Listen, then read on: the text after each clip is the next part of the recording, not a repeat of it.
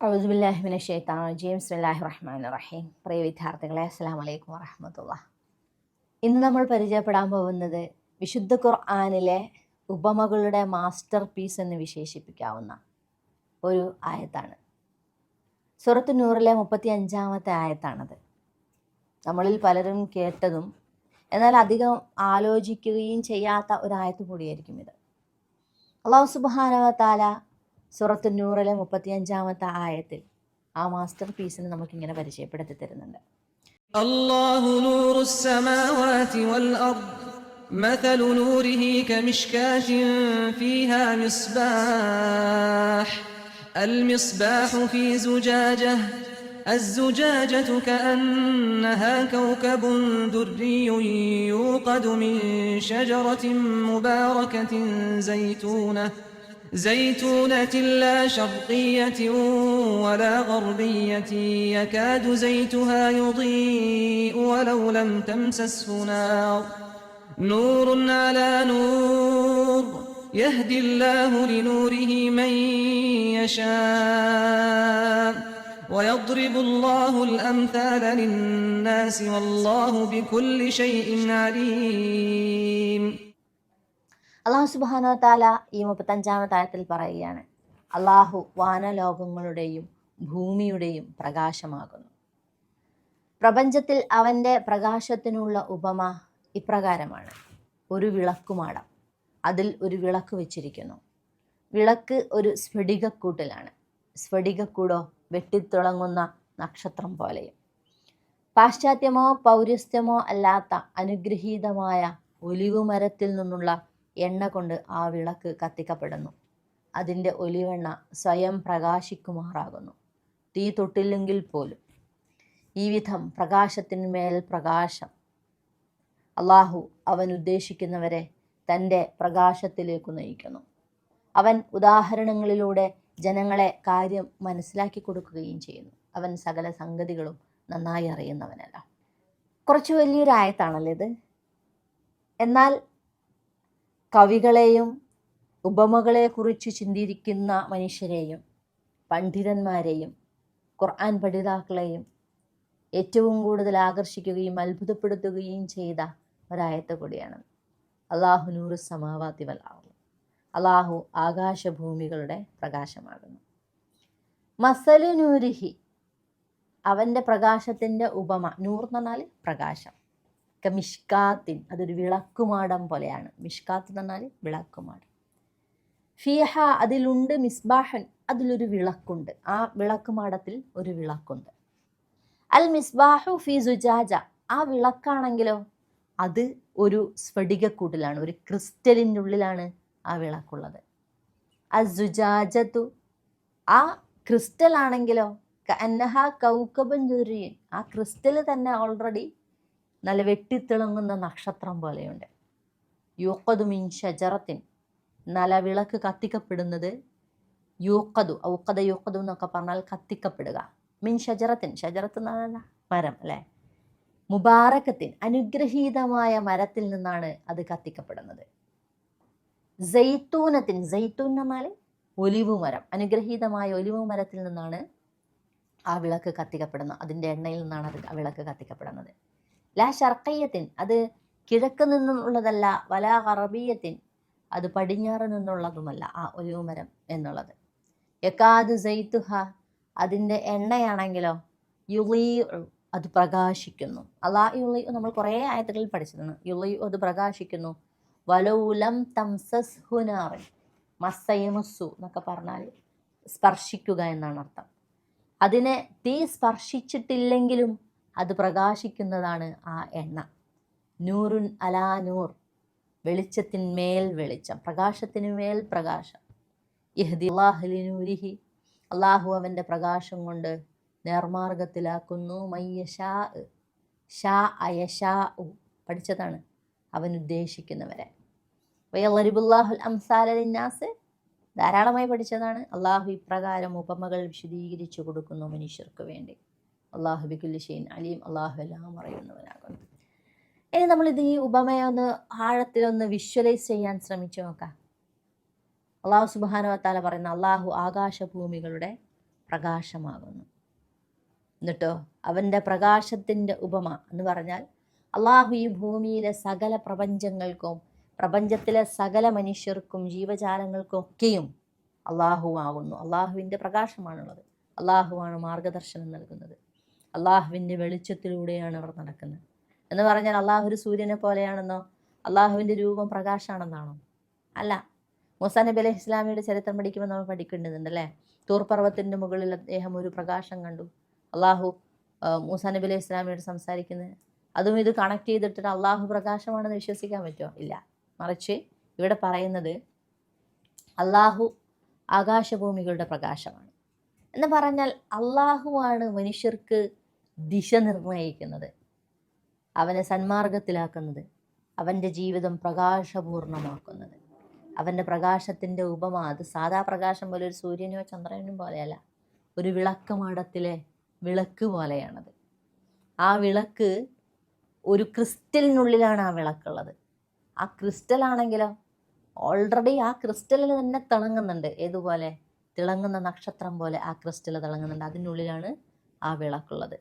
ആ വിളക്കിലെ എണ്ണ അനുഗ്രഹീതമായ ഒലിവ് മരത്തിൽ നിന്നുള്ള എണ്ണയാണ്. ഒലിവ് മരത്തിൻ്റെ പ്രത്യേകത പറയുന്നത് അത് കിഴക്കോ പടിഞ്ഞാറോ ഉള്ളതല്ല എന്ന് പറഞ്ഞാൽ ഏതെങ്കിലും ഒരു സമയത്ത് രാവിലെയോ വൈകുന്നേരമോ മാത്രം വെയിൽ കിട്ടുന്ന, അല്ലെങ്കിൽ ഏതെങ്കിലും ഒരു സമയത്ത് മാത്രം വെയിൽ കിട്ടുന്ന ഒലിവ് മരത്തിൻ്റെ എണ്ണയല്ല, അതിൽ നിന്നുണ്ടാക്കിയ എണ്ണയല്ല, മറിച്ച് മുഴുസമയവും വെയിൽ കിട്ടുന്ന ഒലിവ് മരത്തിൻ്റെ എണ്ണ. ഇതിനെക്കുറിച്ച് പണ്ടത്തെ ആളുകൾ കൃത്യമായിട്ട് ഇതിനെക്കുറിച്ച് പറയുന്നത് അങ്ങനെയുള്ള മുഴുസമയവും വെയിൽ കിട്ടുന്ന ഒലിവ് മരത്തിൻ്റെ എണ്ണ എന്ന് പറയുന്നത് കൂടുതൽ പ്രകാശിക്കുന്നതാണ്. അപ്പോൾ അതാണ് അതിൻ്റെ എണ്ണയായിട്ട് ഉപയോഗിക്കുന്നത്. ഇനിയോ ആ ജൈത്തൂനത്തിന് അത് ലാ ഷർഖിയത്തിനും അല്ല അറബിയ, അത് പൗരസ്ത്യമല്ല പാശ്ചാത്യമല്ല എന്ന് പറഞ്ഞാൽ കിഴക്കു നിന്നോ പടിഞ്ഞാറു നിന്നോ ഉള്ളതല്ല ആ ഒലിവ് മരത്തിൻ്റെ എണ്ണ.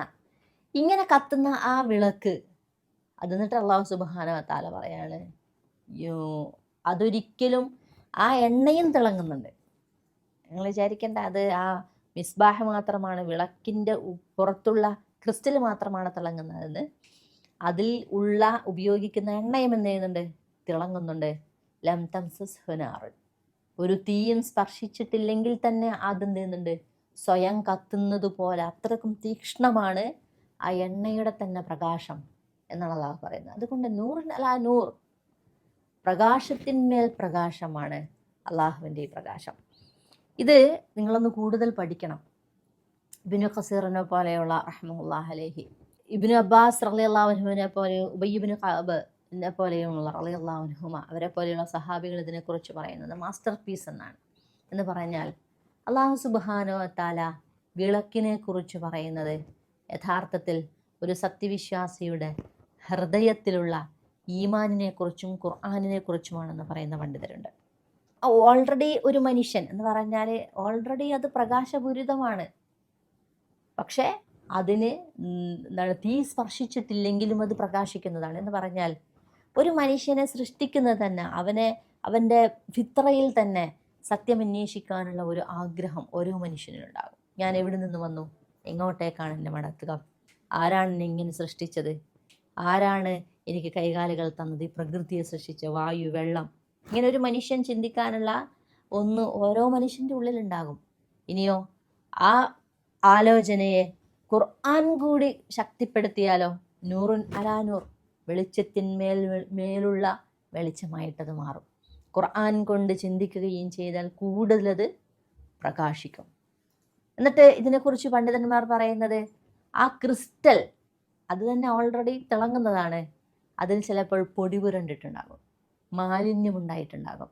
ജീവിതത്തിൻ്റെ മുന്നോട്ട് പോകുന്ന സമയത്ത് ഈ വിളക്ക് ചിലപ്പോഴേ അതിൻ്റെ പ്രകാശം ഇങ്ങനെ മെല്ലെ മെല്ലെയായിട്ട് കെട്ടുപോയിട്ടുണ്ട് നമ്മുടെ ഹൃദയത്തിലെ പ്രകാശം. അതുകൊണ്ട് ആ വിളക്ക് ഒന്ന് ശുദ്ധമാക്കുക, കഴുകി വൃത്തിയാക്കുക, എന്നിട്ട് കൂടുതൽ പ്രകാശിപ്പിക്കുക. ഇങ്ങനെ പ്രകാശിക്കുന്ന സമയത്ത് നമ്മൾ തന്നെ പ്രകാശിക്കും, നമ്മളുടെ ബുദ്ധി വികസിക്കും, നമ്മളുടെ ചിന്ത പ്രകാശിക്കും, നമ്മളുടെ നന്മ പ്രകാശിക്കും, നമ്മൾ കരുണയുള്ള മനുഷ്യനാകും. നമ്മുടെ വ്യക്തി ജീവിതത്തിലും നമ്മളുടെ ഹൃദയത്തിലുള്ള ഈ പ്രകാശം നമ്മുടെ വ്യക്തി ജീവിതത്തിൽ കാണാൻ സാധിക്കും. ചുറ്റുമുള്ള മനുഷ്യരിലേക്കും ഈ പ്രകാശം കൊടുക്കാൻ നമുക്ക് സാധിക്കും. നമ്മുടെ ചുറ്റുമുള്ള അന്ധതയും ഇല്ലാതായി മാറും. നമ്മുടെ ഹൃദയത്തിലുള്ള ഇരുട്ടും നീങ്ങും. എന്ന് പറഞ്ഞാൽ നമ്മളൊന്ന് ആലോചിച്ച് നോക്കുക, ഒരു പ്രകാശപൂർണമായ ജീവിതമായിരിക്കും നമുക്കുണ്ടാവുക. നാളെ അള്ളാഹുവിൻ്റെ അടുക്കലെത്തുന്ന മനുഷ്യരെ കുറിച്ച് പറയാറുണ്ട്, ചില മനുഷ്യരുടെ മുഖങ്ങൾ പ്രകാശപൂരിതമായിരിക്കും. ഇതിനെ നമുക്ക് ഇതിലേക്ക് കണക്ട് ചെയ്ത് വായിക്കാം. എന്ന് പറഞ്ഞാൽ ജീവിതം തന്നെ നല്ല സാറ്റിസ്ഫാക്ഷനുള്ള, അല്ലേ, പിന്നെ സംതൃപ്തമായ, ഉള്ളതിനെ തൊട്ട് തൃപ്തിപ്പെടുന്ന. അള്ളാഹു സുബ്ഹാനഹു വ തആല ഇതിനെക്കുറിച്ച് പറഞ്ഞത് അള്ളാഹുവിൻ്റെ വിളക്കിനെ കുറിച്ചാണ്, പ്രകാശത്തെക്കുറിച്ചാണ്. അള്ളാഹുവിൻ്റെ പ്രകാശമാണ് സകലതിനെയും പ്രകാശിപ്പിക്കുന്നത്. അതിനെ നമ്മളൊരു സൂര്യൻ്റെയോ ചന്ദ്രൻ്റെയോ പ്രകാശത്തിനോടല്ല ഉപമിക്കേണ്ടത്, മറിച്ച് അള്ളാഹുവിൻ്റെ പ്രകാശം എന്ന് പറഞ്ഞാൽ വിളക്കുമാടത്തിലെ നക്ഷത്രം പോലെ തിളങ്ങുന്ന ക്രിസ്റ്റലിനുള്ളിലെ വിളക്ക്, അതും ജെയ്ത്തൂനിൻ്റെ എണ്ണ കൊണ്ട് കത്തിക്കപ്പെടുന്ന വിളക്ക്. ആ ജെയ്ത്തൂനിൻ്റെ എണ്ണ തന്നെ ഓൾറെഡി പ്രകാശിക്കുന്നുണ്ട്, തീ സ്പർശിക്കാതെ തന്നെ. ഈ പ്രകാശം പോലെയാണെന്ത് നമ്മളുടെ ഒരു സത്യവിശ്വാസിയുടെ ജീവിതം ഇതായിരിക്കണം. റബ്ബിൻ്റെ നൂറ്, ഇങ്ങനെയുള്ളൊരു പ്രകാശം കിട്ടിയ മനുഷ്യനെ സംബന്ധിച്ചിടത്തോളം, സത്യവിശ്വാസിയെ സംബന്ധിച്ചിടത്തോളം അവൻ്റെ ജീവിതം പ്രകാശപൂർണമായിരിക്കും. നമുക്ക് വിശുദ്ധ ഖുർആനിലെ ചില ആയത്തുകളിൽ ഇങ്ങനെ റബ്ബ് സുബ്ഹാനഹു വ തആല പറയുന്നുണ്ട്, പ്രവാചകനെ തീർച്ചയായിട്ടും അള്ളാഹു നിശ്ചയിച്ചത് അവനെ മിനൽ-ളുലുമാത്തി ഇലൻ-നൂർ, ഇരുട്ടിൽ നിന്നും വെളിച്ചത്തിലേക്ക് കൈപിടിച്ച് നടത്താൻ വേണ്ടിയിട്ടാണ്. ഈ ഉപമ നമ്മളോട് പറയുന്നത് വിളക്ക് അല്ലെങ്കിൽ തീ തട്ടിയിട്ടില്ലെങ്കിലും പ്രകാശിക്കുന്നൊരു വിളക്ക് ഓൾറെഡി എല്ലാ മനുഷ്യരുടെ ഹൃദയത്തിലുണ്ട്. അതിനെ ഖുർആനാകുന്ന ഇന്ധനം കൊണ്ട്, ജൈത്തൂനിൻ്റെ എണ്ണ കൊണ്ട് പ്രകാശിപ്പിക്കുന്നു പറഞ്ഞില്ലേ, ഖുർആനാകുന്ന ഇന്ധനം കൊണ്ട് നമ്മൾ എന്ത് ചെയ്യണം? തീ കൊണ്ട് വീണ്ടും അതിനെ കത്തിക്കാൻ നമുക്ക് ശ്രമിക്കണം. ഈ ക്രിസ്റ്റൽ ഒന്ന് കഴുകി വൃത്തിയാക്കാനും നമുക്ക് സാധിക്കണം. അപ്പോഴാണ് ഇതിൻ്റെ ഉപമ. ഇത് മാസ്റ്റർ പീസ് ആയതുകൊണ്ട് തന്നെ ഇതിനെക്കുറിച്ച് പറയുന്നതിനും സ്വാഭാവികമായിട്ടും പരിമിതിയുണ്ട് എനിക്ക്. നിങ്ങളുടെ വായനയിലും തുടർ പഠനത്തിലും ഈ ആയത്തിനെ അതൊരു മാസ്റ്റർ പീസായി കണ്ടുകൊണ്ട് തന്നെ പഠിക്കാനും ചിന്തിക്കുവാനും തീർച്ചയായിട്ടും നിങ്ങൾക്ക് സാധിക്കണം. അതിനെ മനോഹരമായി വിഷ്വലൈസ് ചെയ്യാൻ നമുക്ക് സാധിക്കണം. അള്ളാഹുവിൻ്റെ പ്രകാശമാണ് സകലതിനെയും, ഈ പ്രപഞ്ചത്തിലെ എല്ലാത്തിനെയും പ്രകാശിപ്പിക്കുന്നത്. അള്ളാഹു അതുദ്ദേശിക്കുന്നവർക്ക് ആ പ്രകാശം കൊടുക്കുന്നു. ആ മനുഷ്യൻ സന്മാർഗത്തിലൂടെ സഞ്ചരിക്കുകയും ചെയ്യുന്നു. അവനൊടുക്കം ഈ പ്രകാശവുമായിട്ട് സ്വർഗം വരെ നടന്ന് ചെന്നെത്തുവാനും സാധിക്കുന്നു. എന്നാലോ ഈ പ്രകാശത്തിൻ്റെ ഒരംശം പോലും കിട്ടാത്ത മനുഷ്യർ ജീവിതകാലം മുഴുവൻ അവൻ ജീവിക്കുക ഇരുട്ടിലായിരിക്കും. ഒരിക്കലും അവന് പ്രകാശത്തിൻ്റെ ഒരു കണിക പോലും ജീവിതത്തിൽ കാണാൻ സാധിക്കില്ല. ഒടുവിൽ അവൻ നരകത്തിൻ്റെ ഇരുട്ടിലേക്ക് തന്നെയാണ് എന്ത് ചെയ്യുക? കൂപ്പുകുത്തുകയും ചെയ്യുക എന്നതാണ് യഥാർത്ഥത്തിൽ ഈ ആയത്തിലൂടെ അള്ളാഹു നമ്മെ പറഞ്ഞു പഠിപ്പിച്ചു തരുന്നത്.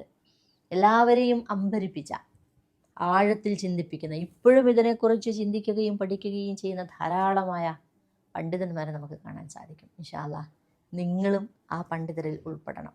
നിങ്ങളും ഇതിനെക്കുറിച്ച് ആഴത്തിൽ ചിന്തിക്കുന്ന വരും തലമുറയിലെ ഖുർആനെക്കുറിച്ച് ആലോചിക്കുകയും പഠിക്കുകയും ചെയ്യുന്ന നല്ല മിടുക്കരായ വിദ്യാർത്ഥികളായിട്ട്, മിടുക്കലായ ലോകത്തിന് വഴി കാണിക്കുവാൻ സാധിക്കുന്ന, ഇതിനെ ഞാൻ ഇത് പറഞ്ഞതിനേക്കാളും മനോഹരമായിട്ട് ഇതിനെ മനസ്സിലാക്കുകയും ആയത്തിൻ്റെ അർത്ഥം, അതിൻ്റെ വിഷ്വലൈസ്, അതിൻ്റെ കാവ്യാത്മകത, ഇതിനെ പഠിക്കാൻ തീർച്ചയായിട്ടും നിങ്ങൾക്ക് സാധിക്കണം.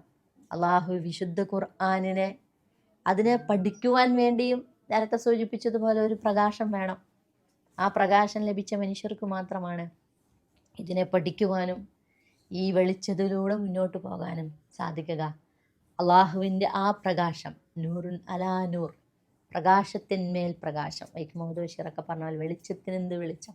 ആ പ്രകാശം കിട്ടുവാൻ സാധിക്കുന്ന, ലഭിക്കുന്ന, അള്ളാഹുവിൻ്റെ പ്രകാശത്തിലൂടെ മുന്നോട്ട് സഞ്ചരിക്കാൻ സാധിക്കുന്ന സത്യവിശ്വാസികളിൽ നാടൻ നമ്മെ എല്ലാവരെയും ഉൾപ്പെടുത്തി അനുഗ്രഹിക്കുമാറാവട്ടെ. വാഖിർ ദഅവാനാ അൽഹംദുലില്ലാഹി. ഇൻഷാ അല്ലാഹ് അടുത്ത ക്ലാസ്സിൽ വീണ്ടും കാണുന്നത് വരെ അസ്സലാമു അലൈക്കും വറഹ്മത്തുള്ളാഹി വബറകാതുഹു.